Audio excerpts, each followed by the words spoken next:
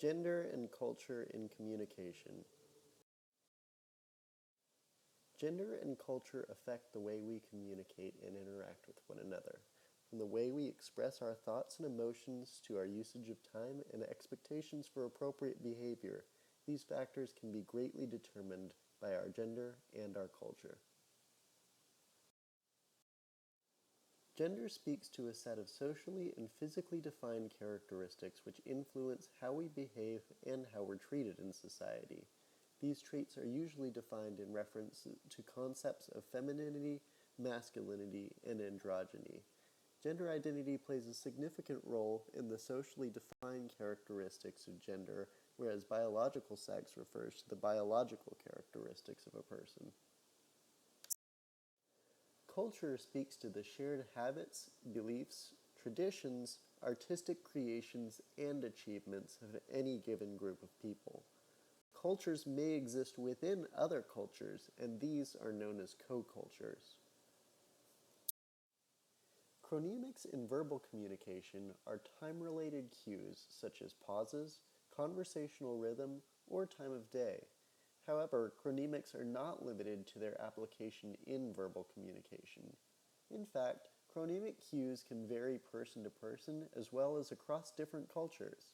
For example, depending on where you're from, meet me at noon could mean anything from 11:50 to any time between 12 and 6 p.m., depending on the part of the world this interaction is taking place in. There are also cultural cues regarding silence, where someone could take the meaning to be anger, confusion, and unwillingness to continue in the conversation. Different cultures perceive silence differently, especially the duration of silence after something important is being said. In computer-mediated communications, where nonverbal cues are not easily identified, pauses or silence in the communication exchange is a nonverbal cue that can be utilized. The flow of a conversation in an online chat can continue swiftly if participants are excited.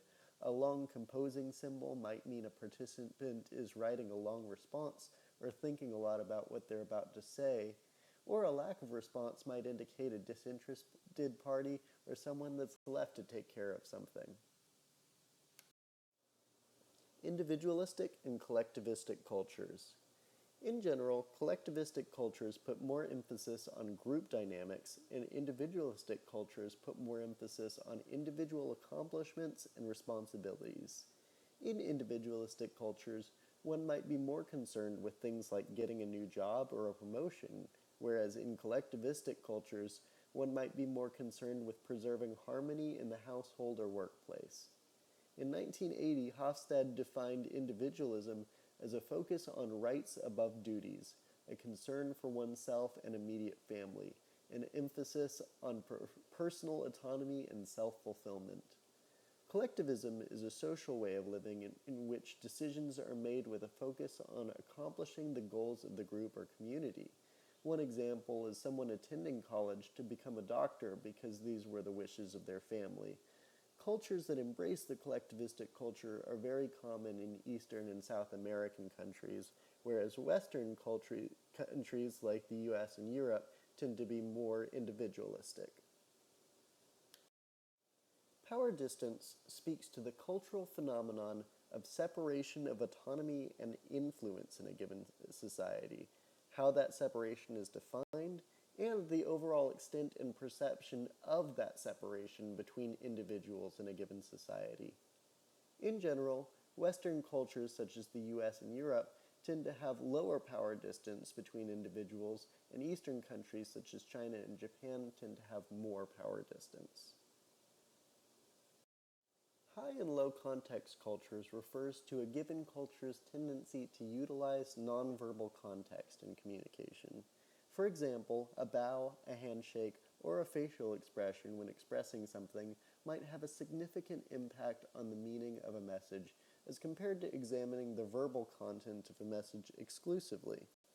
In general, Western countries such as the US and Europe tend to be low context cultures, meaning most of the communication occurs verbally, whereas Eastern countries such as China and Japan tend to have more nonverbal context, making them high context cultures. Gender in communication looks at masculinity, femininity, and androgyny, which play a very large role in communication through nonverbal actions and behaviors. Because the majority of communication is translated through nonverbal behaviors, it is important to identify differences in the ways that men and women prefer to communicate to create a more comfortable environment for someone of the same or opposite sex. The role that gender plays in communication affects the tones we use, the eye contact that we make, the body language we present, and the overall understanding of the context of another person's nonverbal behavior. In the book, Gender, Power, and Communication in Human Relationships, the authors touch on Eagle's gender role theory, which is that many gender differences are attributable to women and men conforming to culturally defined gender role expectations, which included women being more affiliative, communal, supportive, and non-aggressive. So when looking at the culturally defined gender roles, you can see how men and women have created a sort of norm or predictability in the way that we communicate based on the culture that has defined the role that we should play. In conclusion, it's important for us to take these cultural and gender differences to heart when communicating with one another.